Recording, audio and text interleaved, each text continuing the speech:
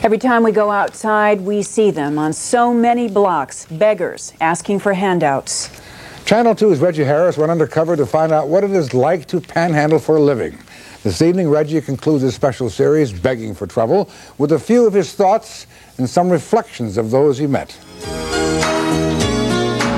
She calls out to the man on the street, "Sir, can you help me?" Phil Collins won a Grammy with this song about the homeless and those who beg for a living.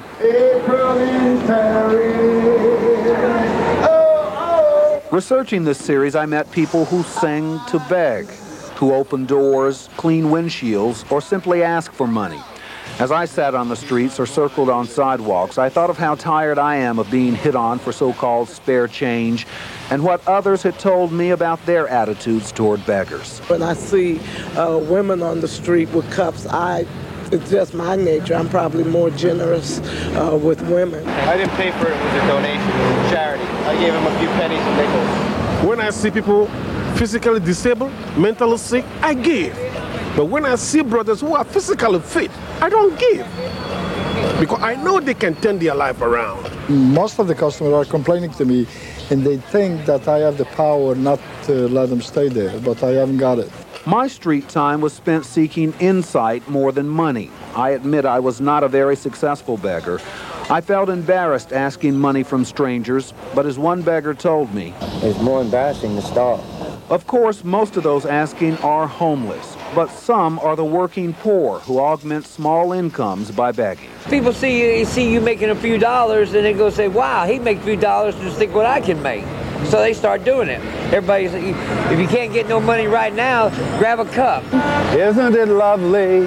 I tried various approaches and places and found that people prefer not to stare charity straight in the face, that eye contact with beggars seems too personal, and that person-to-person interaction is most likely to bring a payoff. Oh, boys, what's up? What's up, my man? How you doing? Yeah, do the real quickie, right? Do the right thing, right? People seem most willing to give when they believe the beggar is trying to earn the handout. I don't need the service. He came over and he obviously wanted to do something so he can earn a couple of cents. He didn't want to ask for something outright. I found that some people want to give and that beggars know it. It seems that they give possibly because they feel guilty about something or feel embarrassed not to. You know, there are some people that come and give you because they really want you to have it. To repel approaches, people try to ignore panhandlers.